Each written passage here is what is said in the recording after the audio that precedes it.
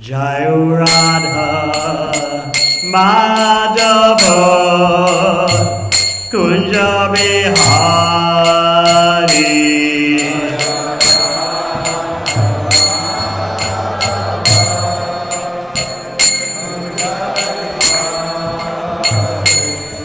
Jai Radha Madhava Kunja Bihari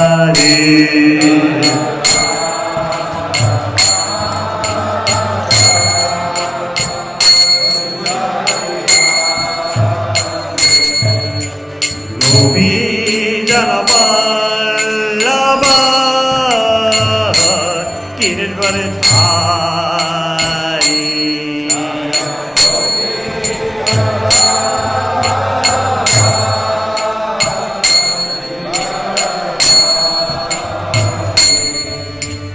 Gopi Jana Vallabha Giridvaradhari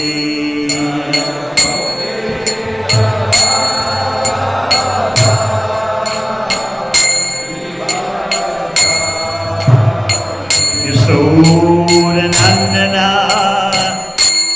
Braja Jana Ranjana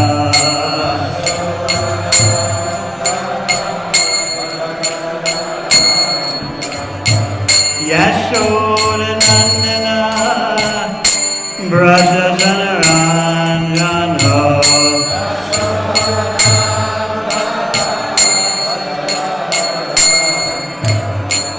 Yamuna Tira Chari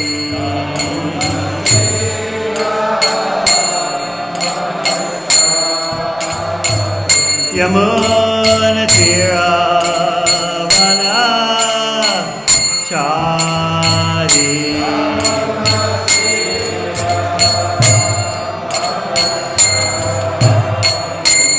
Jai Radha Madhava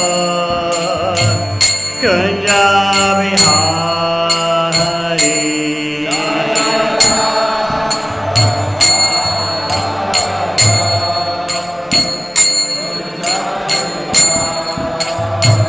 Jai Radha Madhava Kunja Bihari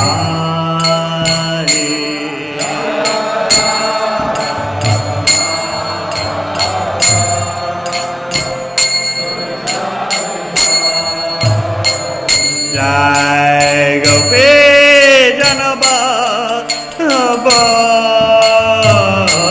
Giridvaradhari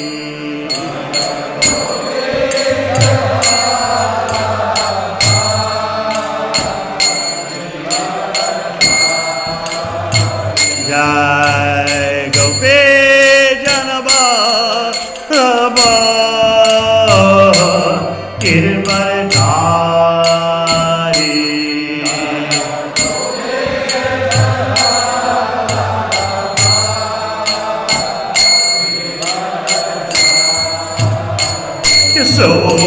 Yasodhanandana Braja Jana Ranjana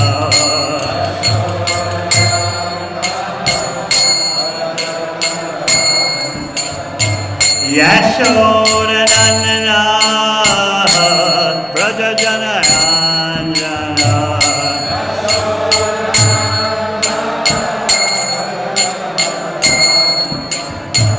Yamuna Tira Vanachari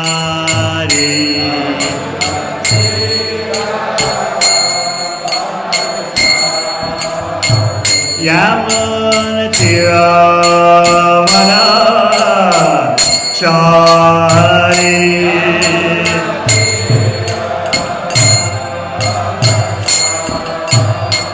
Jai Radha Madhava Kunja Bihari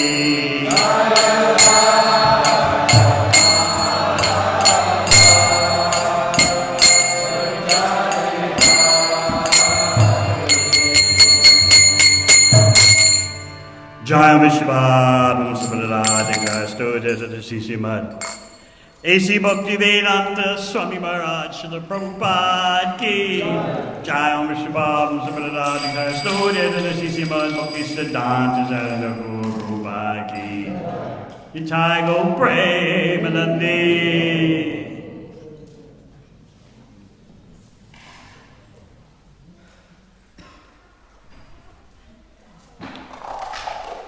Om Namo Bhagavate Vasudevaya.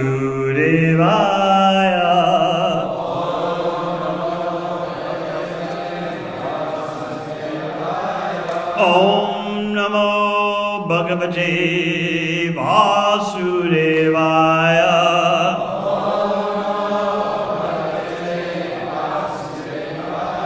Om Namo Bhagavate Vasudevaya.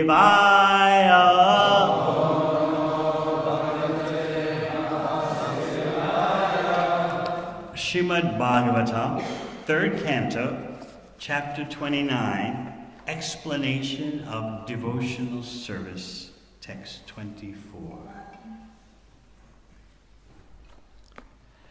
Aham uchcha vachaya javyai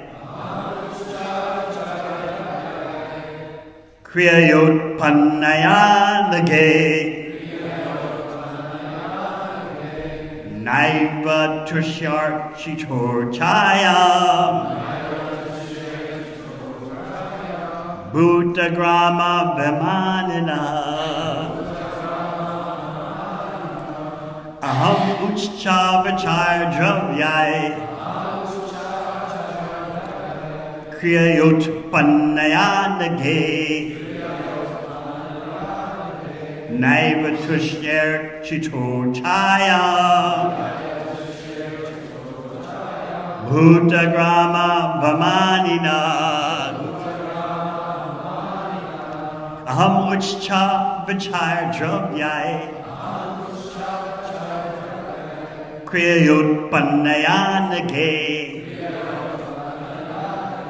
Naiva Tushyer Chitorchaya Bhutagrama Vamanina.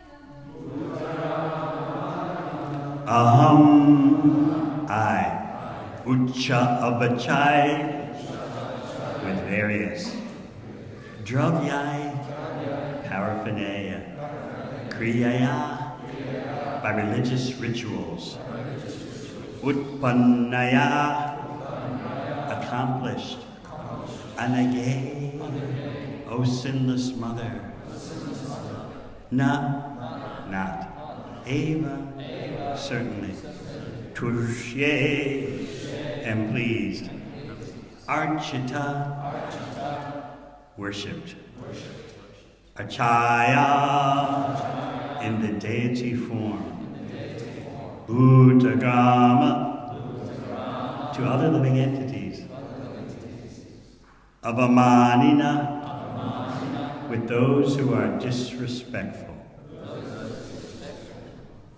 Translation. My dear mother, even if he worships with proper rituals and paraphernalia, a person who is ignorant of my presence in all living entities never pleases me by the worship of my deities in the temple. Purport. There are 64 different prescriptions for worship of the deity in the temple. There are many items offered to the deity, some valuable and some less valuable. It is prescribed in Bhagavad Gita, if a devotee offers me a small flower, a leaf, some water, or a little fruit, I will accept it. The real purpose is to exhibit one's loving devotion to the Lord. The offerings themselves are secondary. If one has not developed loving devotion to the Lord and simply offers many kinds of foodstuffs, fruits, and flowers without real devotion, the offering will not be accepted by the Lord. We cannot bribe the personality of Godhead. He is so great that our bribery has no value, nor has he any scarcity, since he is full in himself. What can we offer him? Everything is produced by him. We simply offer to show our love and gratitude to the Lord.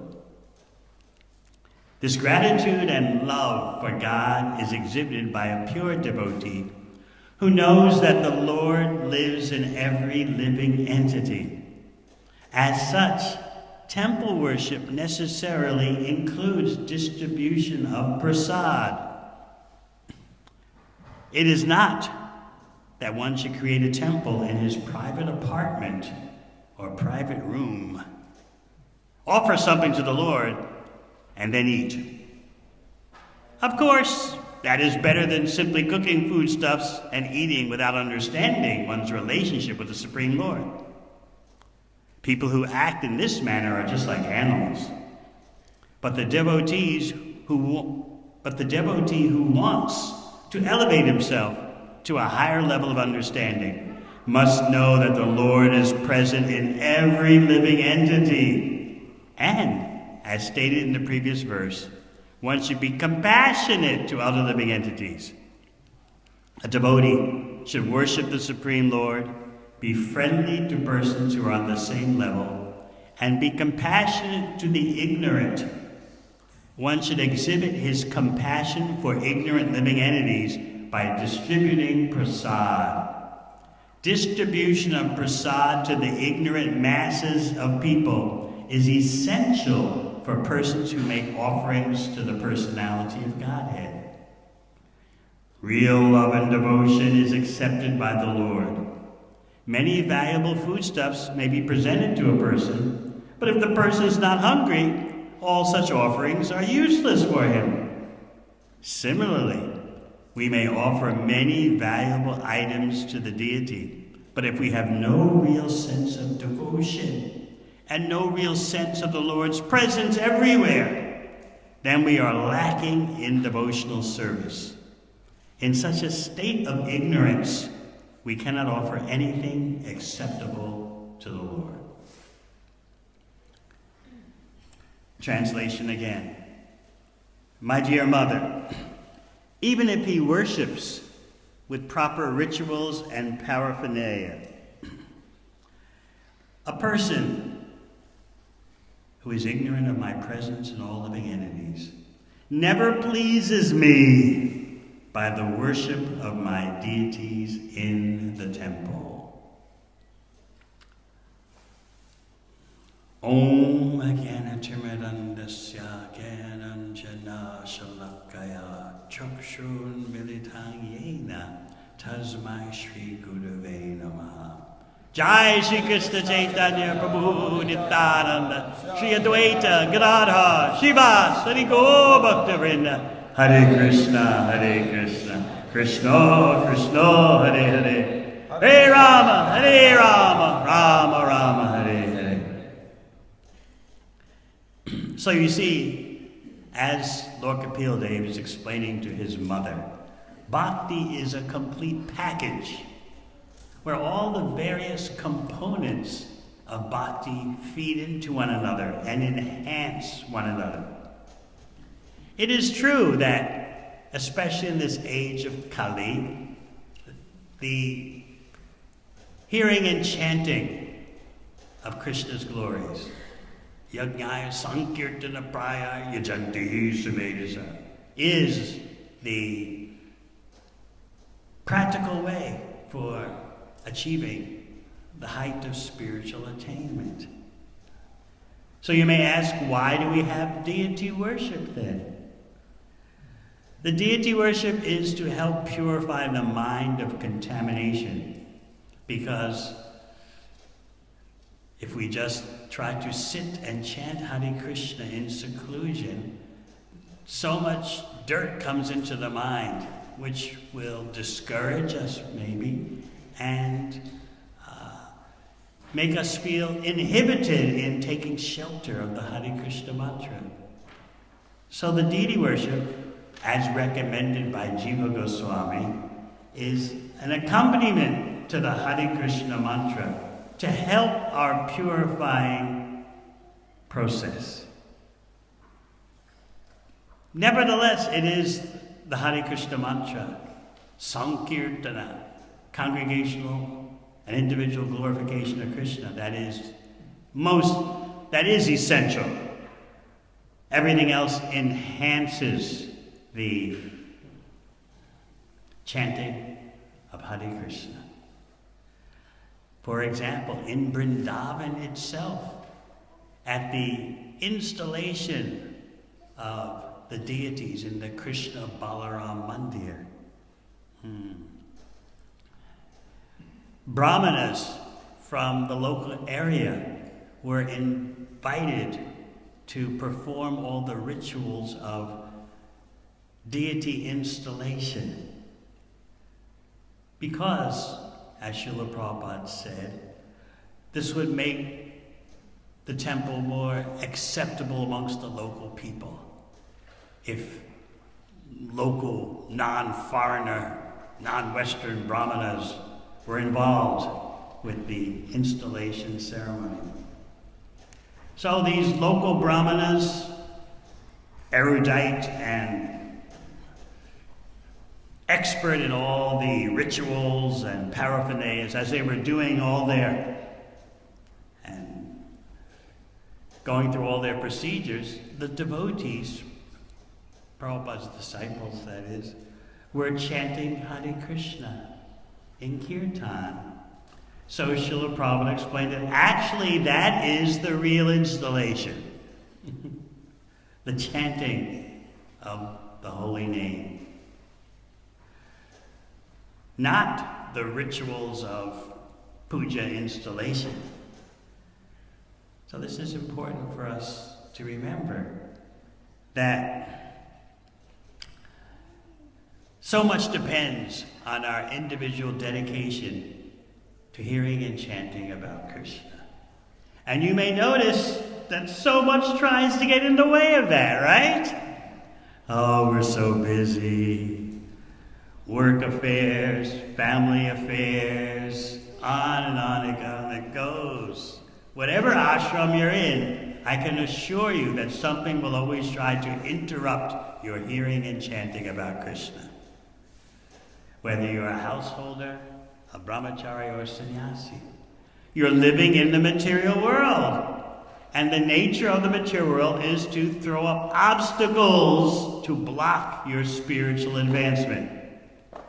And the number one way that happens is by discouraging your taking shelter of hearing and chanting about Krishna.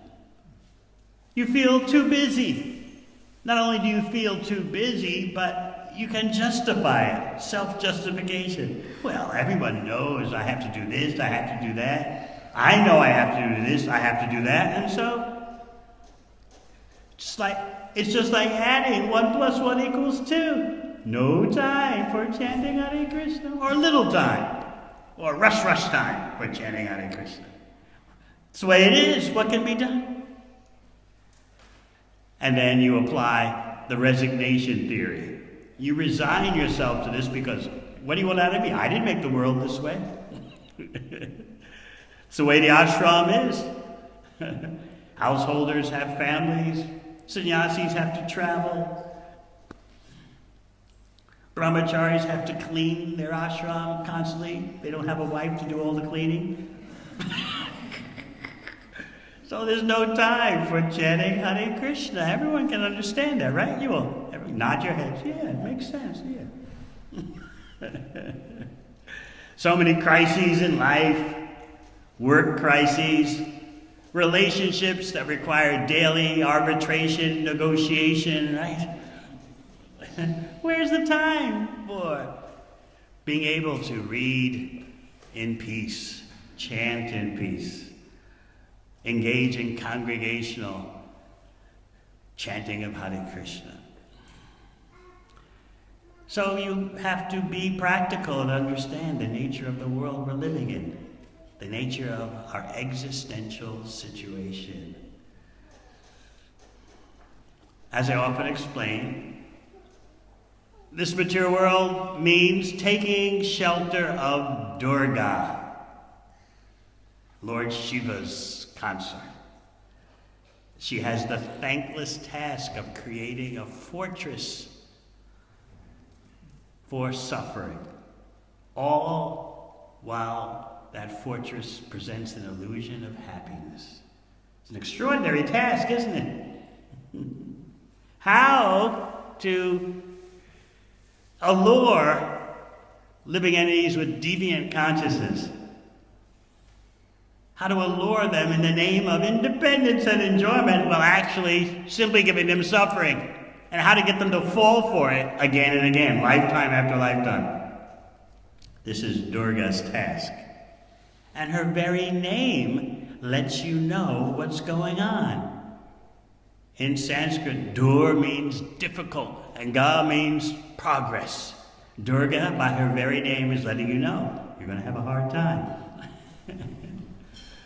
But we see something else. We see opportunity for fulfillment, enjoyment, creativity, success, comfort.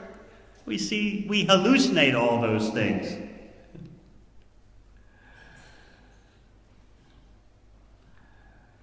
Whenever I see ladies with children, it's like we see Buri Bhojana, Madhupuri's son. He just went up to his father and took shelter of him, leaned on his shoulder. That's what Durga invites. Come, take shelter of me. Lean on me. Put your head on my lap and go securely and safely to sleep.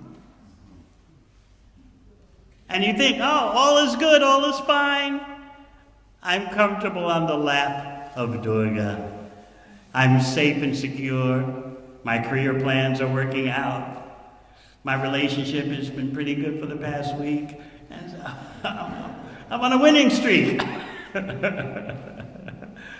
I'm on the good foot. You have that expression here? Be on the good foot? Yes. Just a little bit of material happiness, success, and fulfillment, and our head just swells. But the reality is, as you go to sleep, the little infant, you go to sleep on the lap of Durga Ma, Mother Durga. She cuts your head off. What mother would do that? But that's the way Durga Ma operates. And then your head's cut off, and then what does Durga convince you? Actually, this was a mistake. Try again. Put your head up. You got a new head now, and put your head on my lap again, and I promise it'll be different. So this is what Krishna means in Bhagavad Gita when he says, Mudha janmani janmani. Birth after birth, you'll be a fool. I often explain, you don't like to be a fool. You feel so bad about yourself if someone cheated you. You feel depressed, right? Your self-esteem crashes to the floor. I've been cheated. I've been lied to. I've been deceived. But Krishna assures you this will go on birth after birth. But we have those visions of success, fulfillment, and those visions just dominate our consciousness, or at least rattle our consciousness. And then you have to deal with friends and relatives in society that are also rattling your cage, so to speak. All right, look, you've gotten older. You're through your teenage years, your riotous teenage years. You're through your adventurous 20s. Now you're in your 30s. What do you got to show for yourself?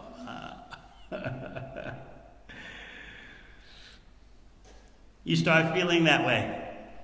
What are you going to do, How are you going to make your mark? Start thinking about permanence. You're not a teenager anymore. You're not in your 20s. Start thinking about permanence. Start carving out a place for yourself in this world. And everyone looks at you like, yeah, you better get going, You're always too late, right? you always start too late to build your gingerbread house in the forest. You always start too late. You never start early enough. Unless you've inherited hugely from your parents. You always have to play catch up because people will always tell you, you're not starting quick enough. Think now about permanence in the future. Think now. It's already too late. No matter at what age you start, it's always too late.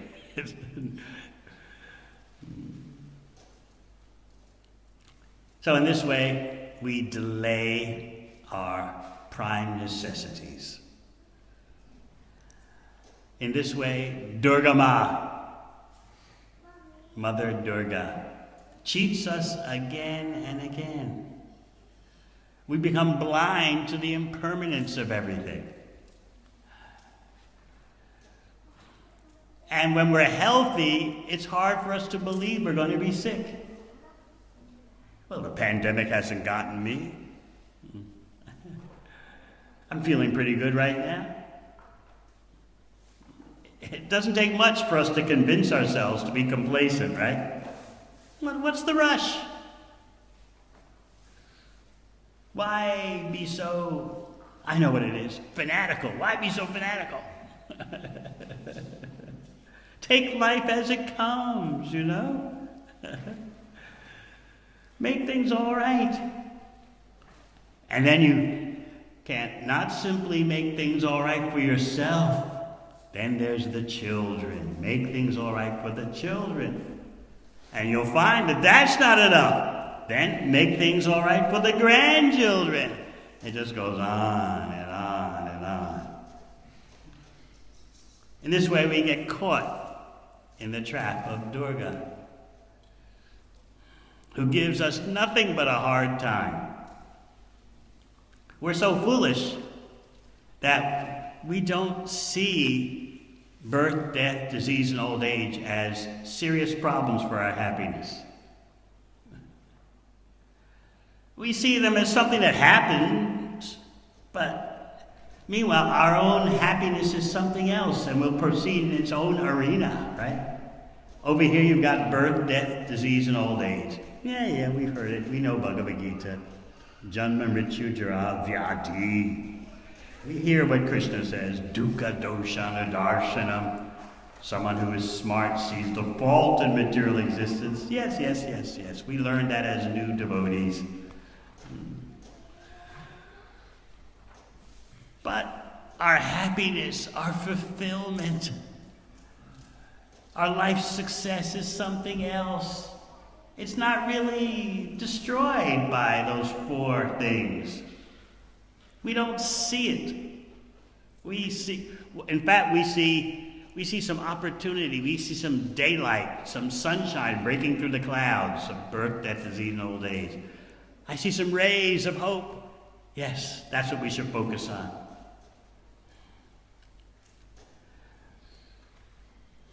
So this is what Mother Durga does to us. Lord Kapila Dev has a different kind of mother. Of course, he's the Supreme Personality of Godhead. He needs no parents. But because some devotees want to serve him in that way, he agrees to take on persons in the capacity of father or mother, because it gives them an opportunity to render service in that way. But listen to the nature of his mother, Devahuti. She's anaga, sinless, kriyotpanna yanage.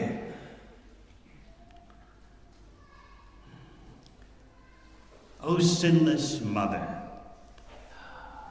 To have such a mother is the rarest situation in the material world. To have such a father is the rarest situation in the material world. Generally, almost always, mother and father means encouragement in karmic activity.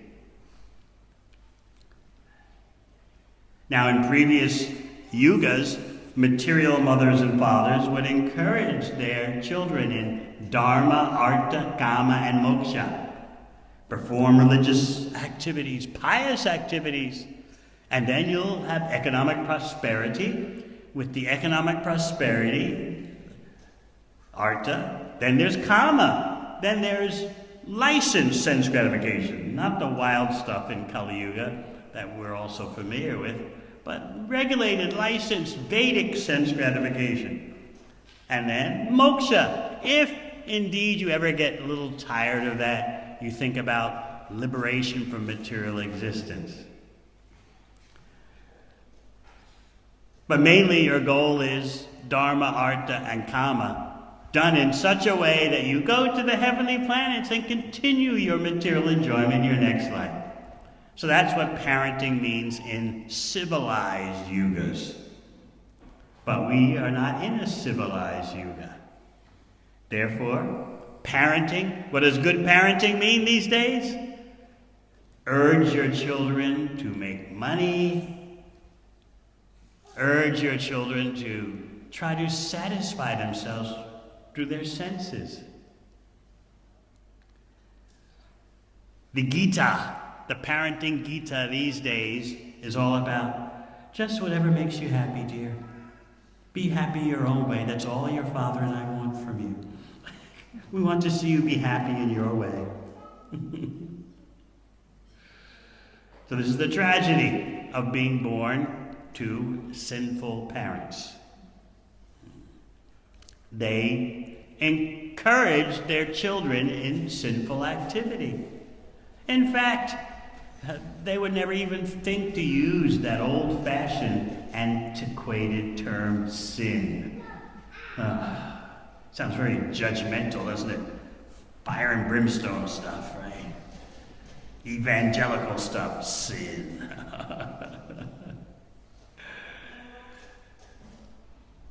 Parents of today rarely use that word. It's all about you and how you feel and what's good for your sense enjoyment at the moment. And why should anyone or anything get in the way of that? So you start at the age of 12 and 13 doing ugra karma, ferociously pungent, ugly activities. Why not? Most of you don't remember, but back in the 50s, the predominant family advice was, you can have a boyfriend, you can have a girlfriend, but just keep everything together, be chaste until marriage. And by your waiting until marriage, everything will be better. But then came the 60s. What happened in the 60s? Counterculturalism covered the first world. So in the 60s, the young people started thinking, wait a minute now.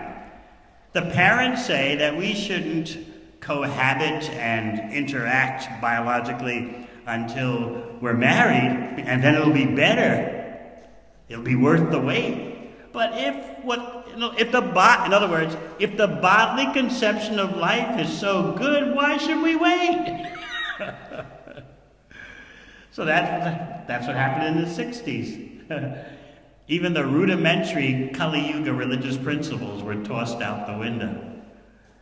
Why should we do what our parents did? They waited until they were married. Fools. If we are the body, and bodyism is the essence of life, let's get it on. 12 years old, 13 years old. If this is the meaning of life, why delay it? And now the parents agree with them. Yes, you're right. That's all that life is about, you know. So in this way, the population is destroyed. No one understands anything about sense control, and the spiritual backbone and determination is very rare. What Lord Kapila Dev is referring to in addressing his mother is very important. Oh, sinless mother, Anaka. Such a parent is what Krishna describes in Bhagavad Gita, the rarest birth in the material world.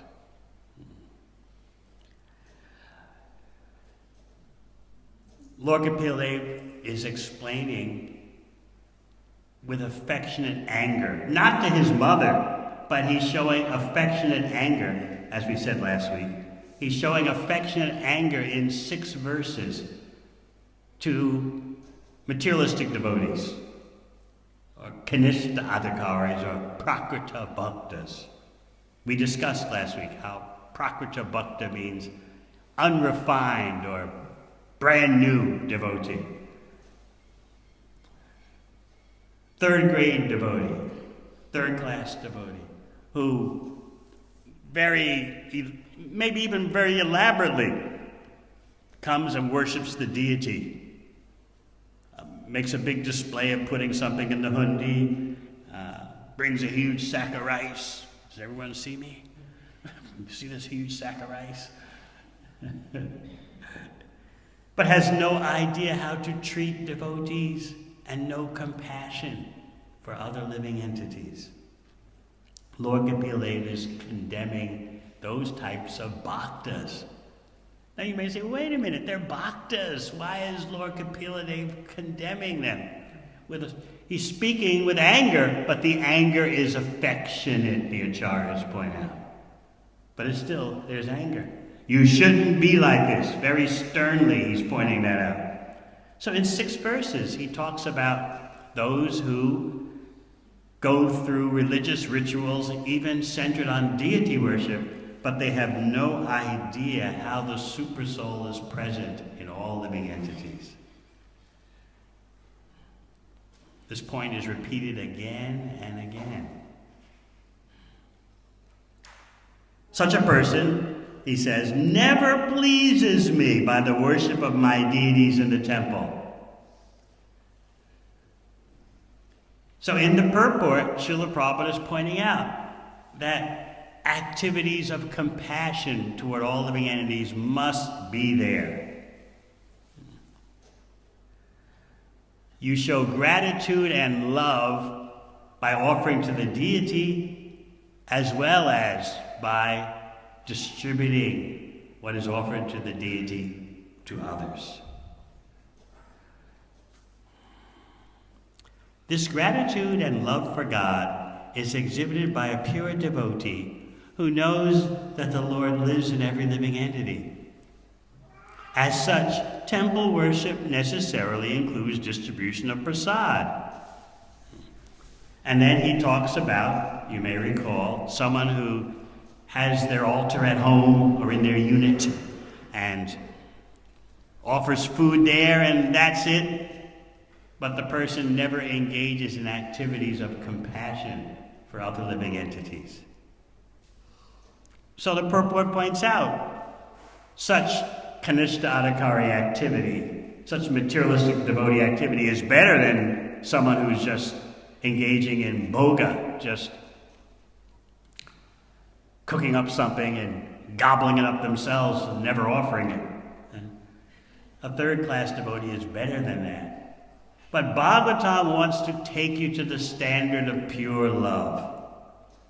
Therefore, it's distinguishing between various levels. That distinguishing is not simply to give you a hard time, it's to let you see what is pure bhakti. Yanatma supersediti, only pure bhakti will satisfy you.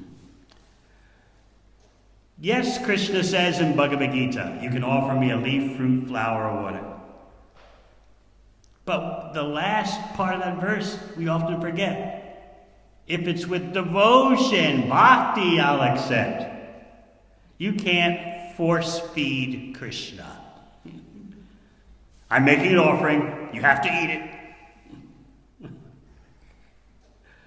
Parents, have you ever tried to force feed a child? Open your mouth, kid. I'm ramming the spoon in. It doesn't work. You've got to figure out a way to coax the child to open his or her mouth.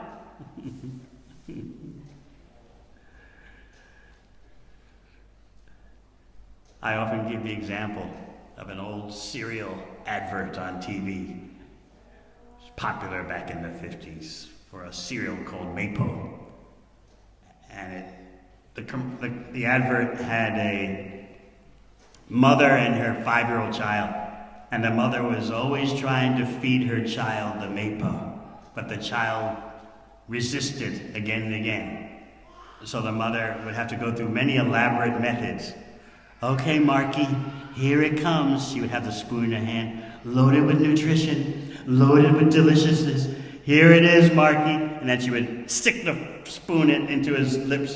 Mapo! And Marky would just clamp down his lips. No. And then the mother would start again. Okay, Marky, let's try that again. It's wonderful. It's tasty. It's succulent. Mapo! And again the kid wouldn't open his mouth. You remember that one, Nitai-chan, or that was before your time? Oh, gosh.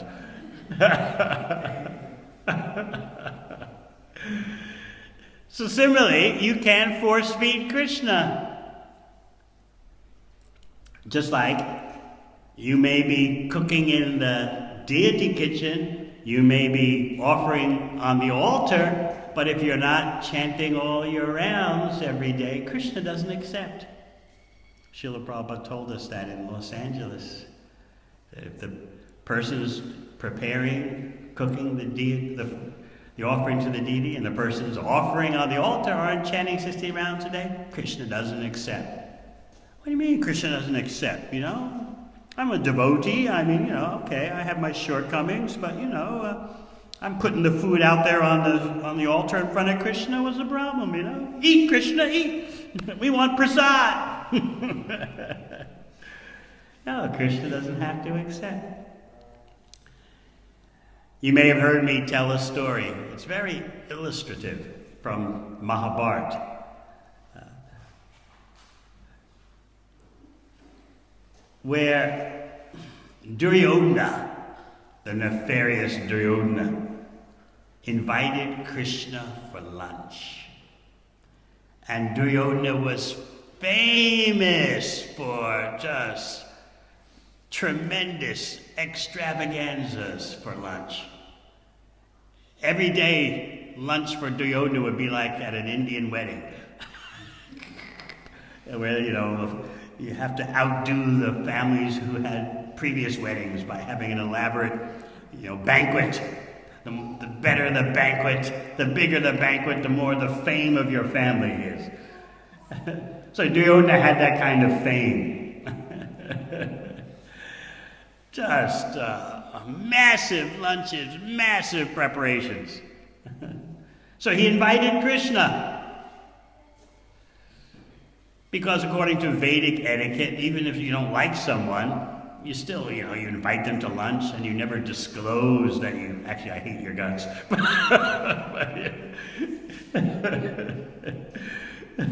It's just part of the thing, part of social dealings. Please, lunch invitation. Krishna had an invitation from Vidura, who was just a non-princely member of the royal family, kind of an anomaly. He was basically tolerated. He didn't have the full royal blood in him. But he was a pure devotee of Krishna. So when Krishna heard about the lunches that Vidura and his wife were offering, he ran to Vidura's house. And Vidura and his wife, they were so much in ecstatic love for Krishna that they didn't notice that as they thought they were feeding Krishna bananas. So they were peeling off the skin of the bananas, and they thought they were offering Krishna the banana itself, but actually they did the reverse. They offered Krishna the banana peels. They were so much in ecstasy.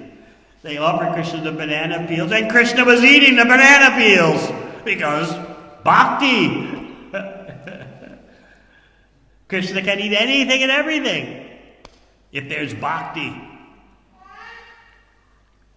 So he was eating the banana peels. Vidura and his wife were just in so much transcendental delight, they didn't know what they were doing. But Krishna was accepting. So then later, Duryodhana approached Krishna some kind of way and said, "What happened to the lunch invitation? You never showed up at one of my famous extravaganzas." And Krishna told him straightforwardly, in order to eat, someone has to be hungry or there has to be love. I wasn't hungry and you have no love.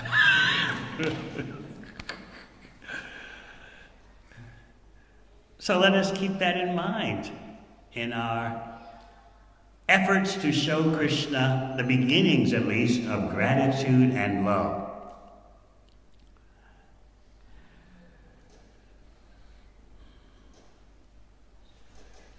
Krishna is eating the devotion. He already has everything. He is full in himself, Om Purnam.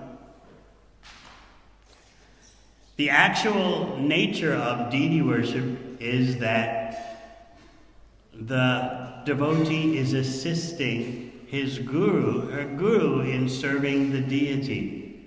It's not that it's just me and Krishna. I'm up on the altar. I'm offering the food, I'm doing the puja, waving the incense. It's just me doing direct service to the Supreme Personality of Godhead. No. One is always the servant of the servant of the servant. So we are assisting our spiritual master, who is assisting his spiritual master and so on and so on and so on, and the service goes up the parampara to Krishna. The same with offering food. You offer to your spiritual master offers to his spiritual master. The offering goes up the parampara, Krishna eats, and then it comes down as prasad through the parampara. That is the actual mystical process of Bhagavat prasad.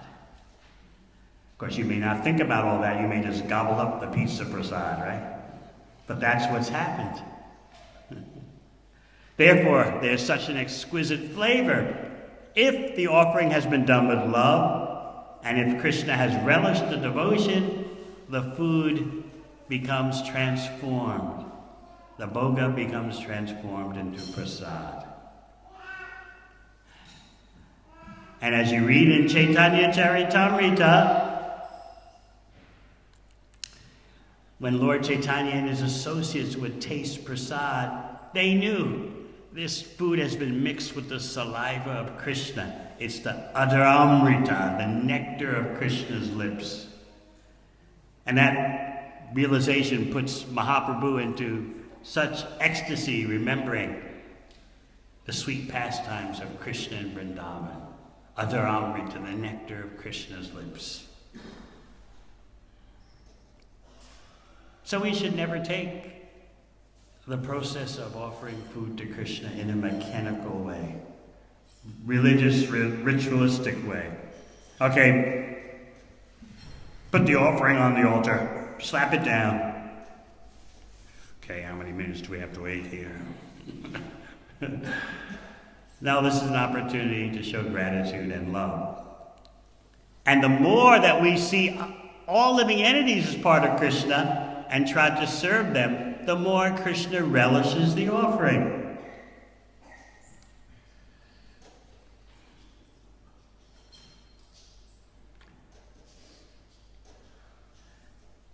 So Lord Kapila Dev is decrying those who can't understand the presence of the Lord in everyone's heart, and yet think that they are performing bhakti properly by just focusing on serving the deity in the temple.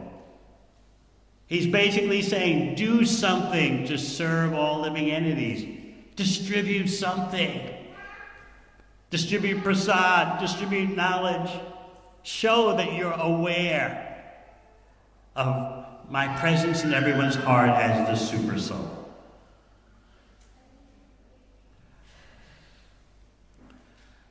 All right, any questions?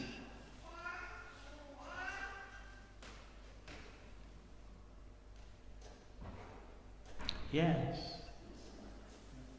When we're offering preparation cooked to Krishna, although we may be chanting our full set of rounds, it still doesn't, at least for myself, it still doesn't seem to be any devotional sentiment. So is Krishna still accepting the offering? Well, any devotee feels that I don't have any devotion. Any real devotee feels that. But because you're acting under the instruction of Krishna's devotee, you've got your foot in the door. But we can always improve our bhakti. But because we're sadhakas practicing the rules and regulations of devotional service, that makes us acceptable at the ground level. But we want to go higher in bhakti. But yes, because we are sadhakas, approaching Krishna through parampara, we have some access to what is ordinarily inaccessible.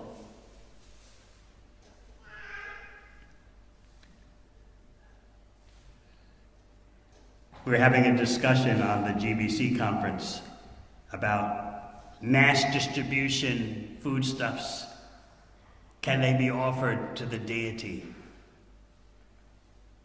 So I had a remembrance of mass lolly distribution.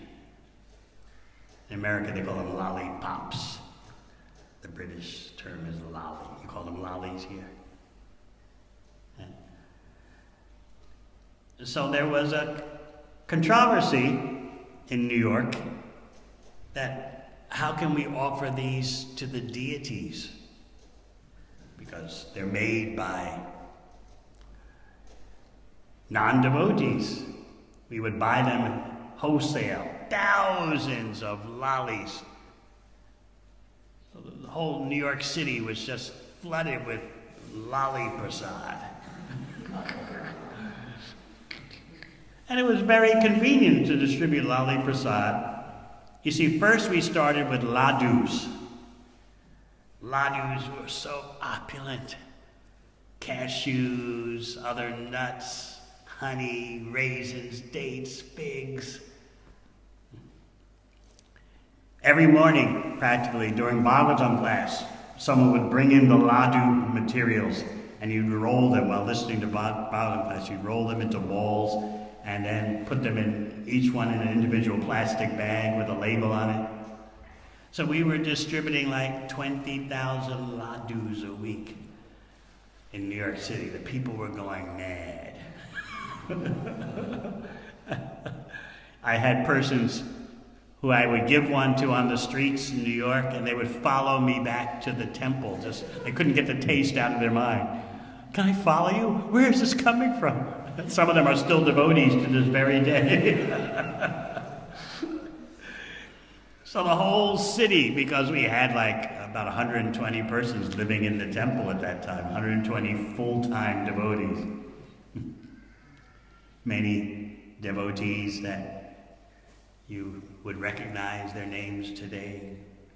Now, some of them sannyasis, and that's Jayadvaita Swami, Gopal Krishna Maharaj, famous Matajis, lady devotees, Rukmini Devi Dasi, and so Romapad Swami. So we were rolling these ladus in class. Oh, they were so succulent. You could just imagine just hearing about it. Honey and raisins and dates and figs and nuts.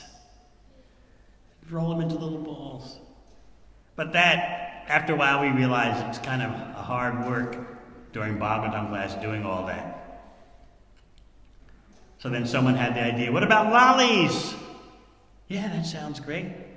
So we would go to wholesalers and buy thousands of lollies at one time. And then we would distribute them on Sankirtan. But the controversy was, wait a minute now. This is food not made by devotees. You're offering it to the deity. So the controversy went to Srila Prabhupada, as everything did back then. And he said, it's just sugar and water and some flavoring. I can understand it's meant to establish friendship.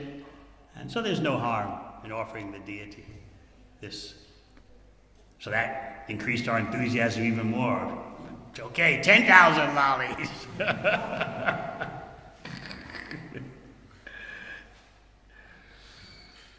This was our way of showing compassion to all living entities.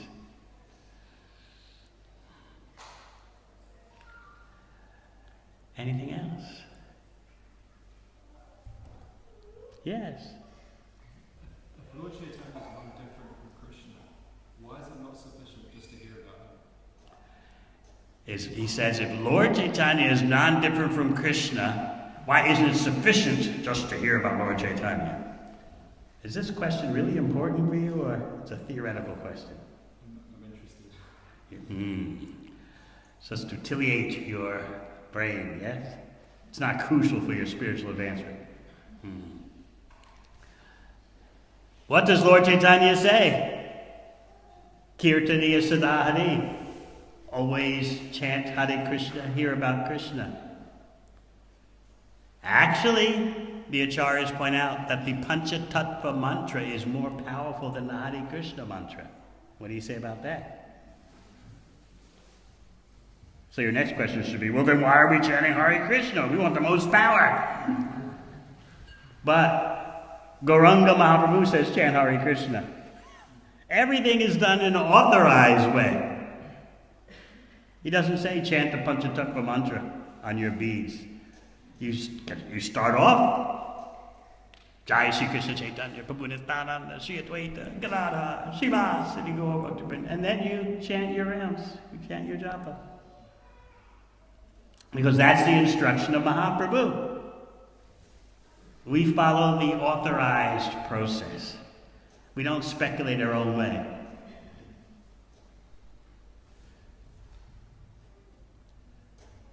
Mahaprabhu is Radha Krishna combined. Krishna in Bhagavad Gita says, surrender to me. Mahaprabhu says the same thing as Krishna. What does he say?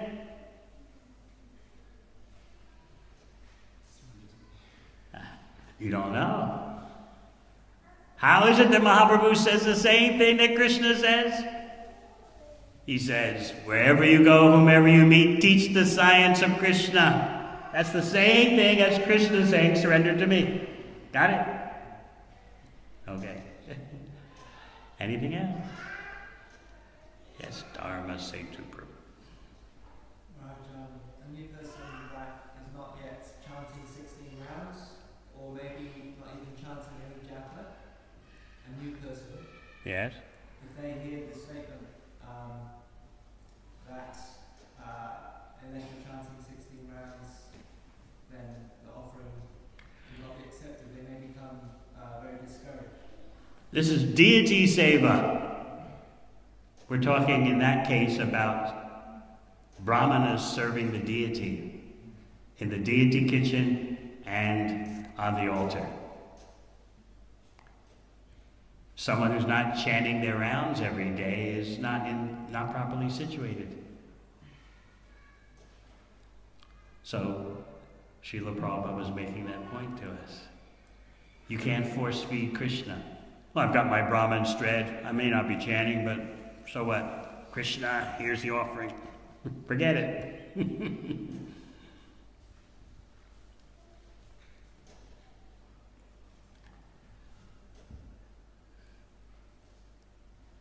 Again, the example of taking a class at the university. You may not be formally enrolled. You may just show up and want to listen. You get some benefit, but you don't get the same benefit as someone who's formally enrolled. Just like when you were doing your education courses at Auckland Uni.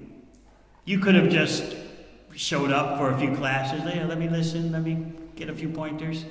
You would have got some benefit, but not the full benefit of being an enrolled student. You wouldn't have gotten the authorized credit.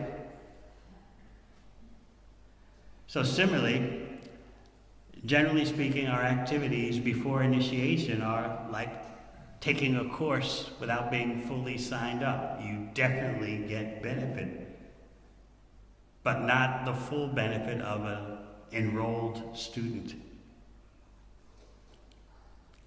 It's hard to understand these days because there's no commitment anymore in the age of Kali. That's like people say, why get married? Just live together. What's this marriage stuff, you know? They've forgotten completely that commitment means something. Commitment is an essential part of a relationship. But no one understands that these days. Commitment? I mean, right now we're feeling good about each other. Yeah, isn't that what it's all about? There's no conception of through thick and thin, letting things develop over time based on duty and commitment. It's all out the window. In bhakti, commitment means something. It shows Krishna you're serious about proceeding with the relationship. So therefore Krishna reciprocates more. So in that way, initiation is, in one sense, a formality because who can say what's going on in your heart? But in another sense, it's not just a formality.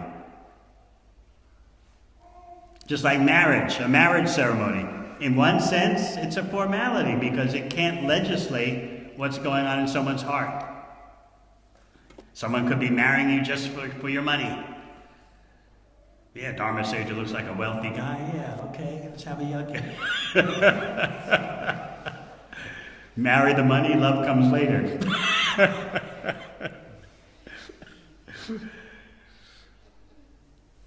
So you can't dictate or prescribe what's in someone's heart. But still, the ceremony, when you go about it with the proper consciousness, it shows a great deal that we are committing to one another. And similarly, initiation shows I'm committing myself. I'm taking these vows. And so Krishna is impressed by that. Now, you may have a deviant motivation in your heart, and Krishna is there. He certainly knows. You can't fool Krishna.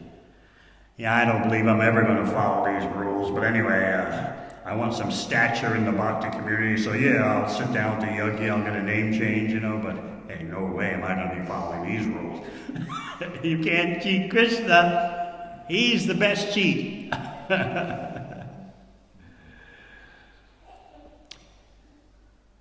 Anything else? Yes. We're hearing about Jiva Goswami explaining how it's beneficial, or it can be beneficial, to worship the deity to assist the chanting. Mm-hmm. So I was wondering why it might be that sometimes the spiritual master gives a deity to some devotees, but not others. A deity, you mean like Shalagram Shila? Yeah, or you can say other. They ask.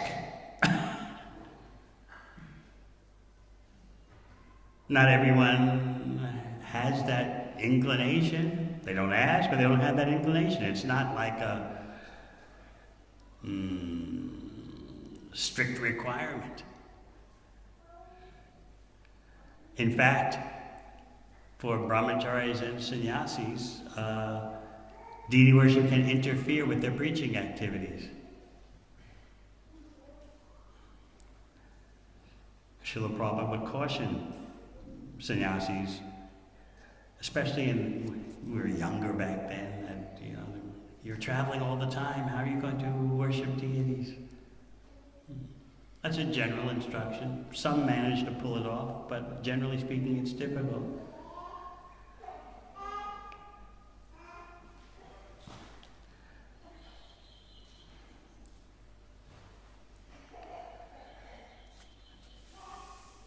One devotee,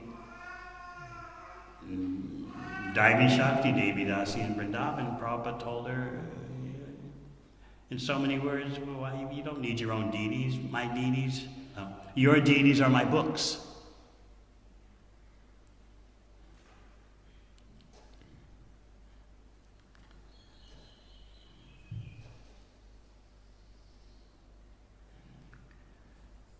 So brahmacharis have a chance to focus fully on making a deity of the Hare Krishna mantra and Srila Prabhupada's books.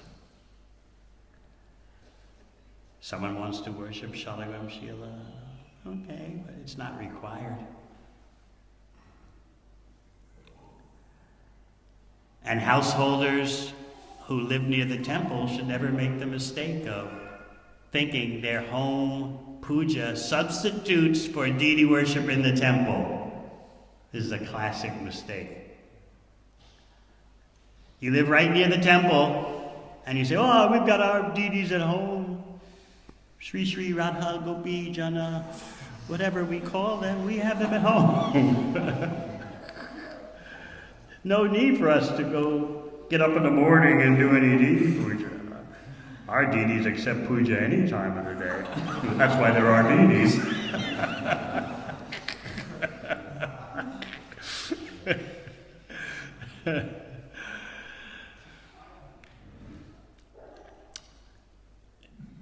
The The correct understanding is that if your deity worship at home is just as the deities worship in the temple, then you can say that.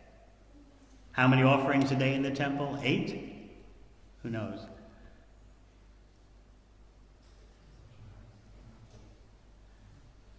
I think it's around, not 8, maybe not 8 offerings, but 8. There's Mangal Arati on throughout the day.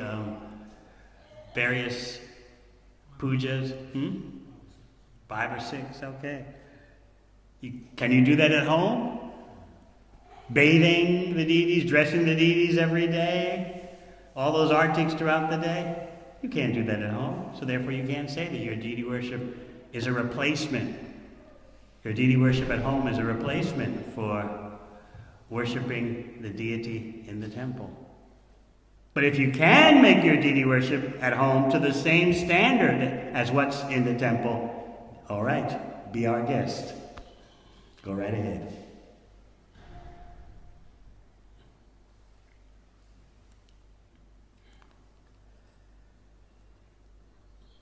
There was a controversy in Los Angeles, which is a devotee community, a whole block, urban block, with big apartment buildings with devotees living in, then a big temple. And so devotees were living right across the street from the temple, but they wouldn't come to the temple because they had their deities in their own flat. So this misunderstanding had to be cleared up.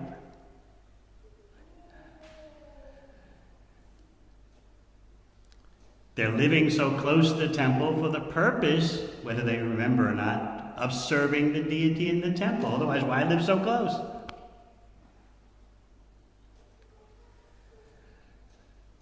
So this principle was established clearly at that time. If your puja at home is of the same standard as what happens in the temple, then all right. But everyone knows you'd have to be a very rich person to be able to just stay at home all day and do all those pujas. There are rich families in India who have done that. They have a temple room part of their big mansion, and they're serving the deity all day long.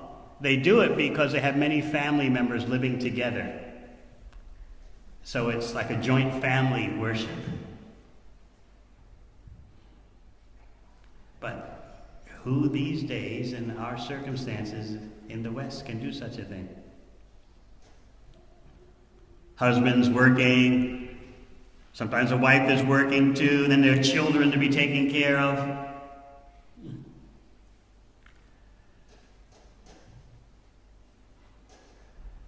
So these are some practical realities of offering to Krishna.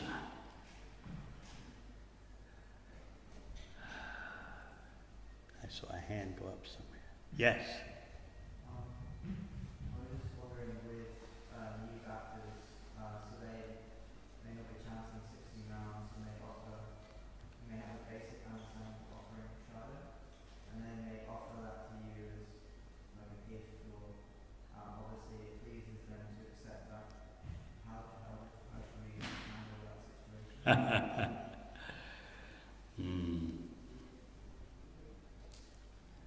That's a tough one. You don't want to discourage them.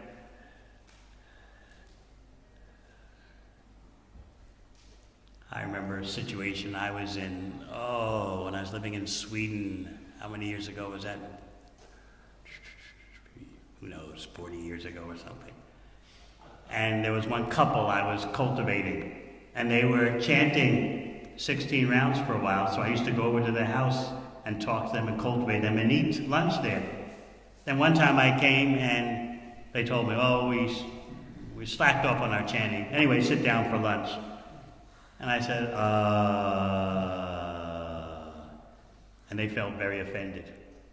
They never recovered from that. So it's a tough situation. One that you can try to avoid. But if you're trapped, then you just pray to Krishna. There's no way out of this. It's a tough one. for the sake of preaching, you can be forgiven. But if it's just for your own your own gratification, then you're on thin ice. So these are the subtleties of bhakti. Krishna's in your heart. He knows what's going on. Like when I visit home, not Goloka Vrindavan, but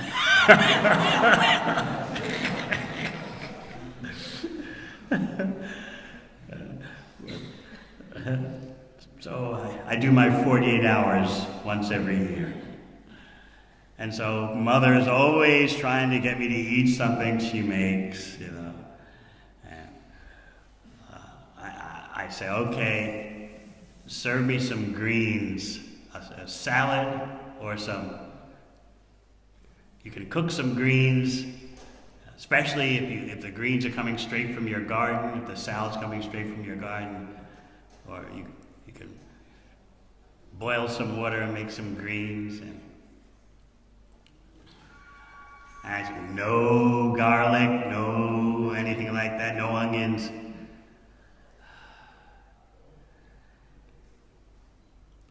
So what I do in that situation, because I can't just say, okay, now Mother, I'm going to offer this. Let me recite the mantras. She'll be enraged. What is this Hindu stuff going on in my Christian home? So I have to, do a quick offering in my mind. Before I touch the greens, One time she, innocently, because she doesn't know, even though I told her don't do it, she put in some onions and garlic, so what is this? Oh, but I just thought it would be better. So plain, just having greens. Why not put some onions and garlic in? Oh, gosh. My stomach just burned for 24 hours. So these austerities are there. We try to avoid them.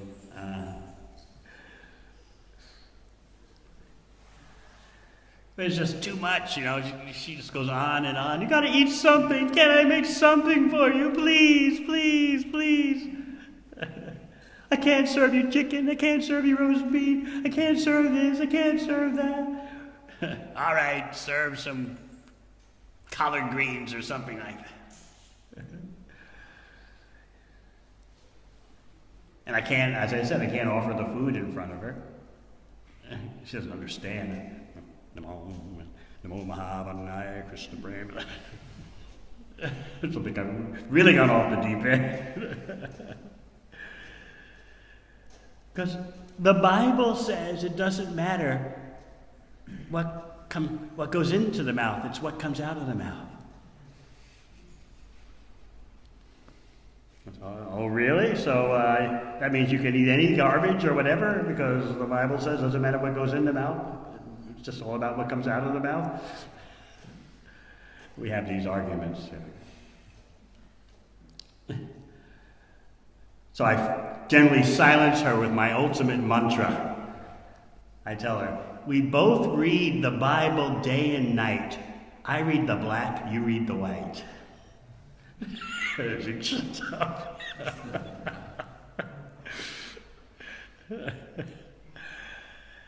So yes, these tricky situations come up. Try to avoid them. Try to encourage the person. Yeah, when you chant the minimum japa, I'd be glad to accept. Explain to them beforehand.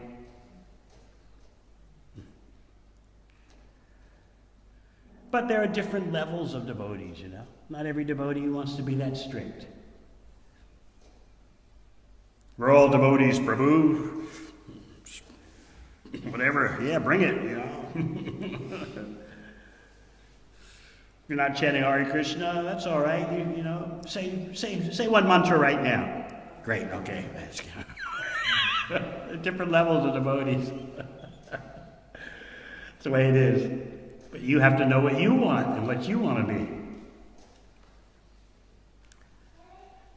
Okay. Oh. Is that Nama Madhurya way in the back?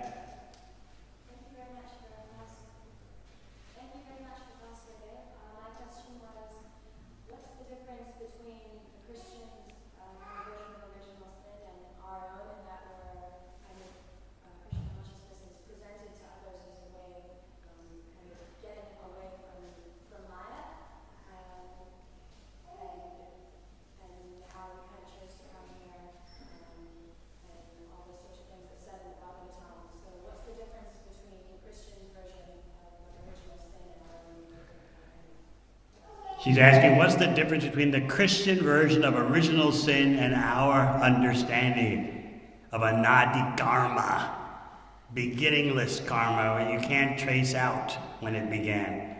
The difference is that you'd have to tell me which Christian sect you're talking about, because they all have different understandings. That's why there's a proliferation of so many Protestant sects, and then there's Roman Catholicism, and there's Greek Orthodox and Russian Orthodox, and roughly speaking, overgeneralization. Original sin means in the book of Genesis, Adam and Eve ate the fruit from the wrong tree. They were disobedient. They turned their backs on God. That's their basic understanding. But as I said, there's so many different interpretations, doctrinaire distinctions. Our original mistake is that we wanted to imitate Krishna. That goes deeper than any other conceptions of original mistake. Because then you have to understand, what is it about Krishna that you wanted to imitate? And then you find out Krishna is supreme enjoyer. He's Rasaraj. He's the king of all flavors of loving exchanges. So once you understand that our original mistake is to try and imitate Krishna, then you see everything clearly. Otherwise we just say, you turned your back on God, which is true, but you don't understand your whole psychology as a rebellious, conditioned soul, which is to imitate Krishna.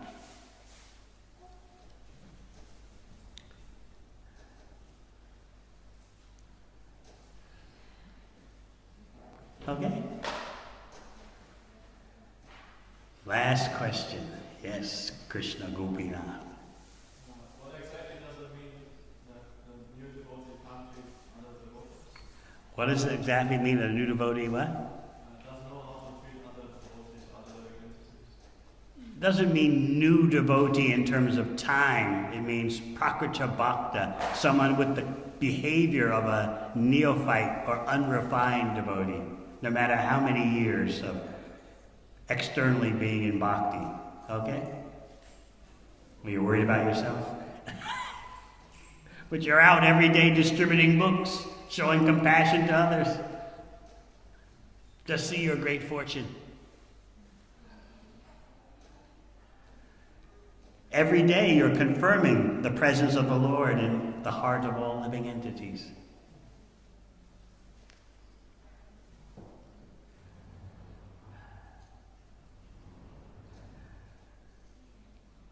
So be grateful and loving because of your having such an opportunity.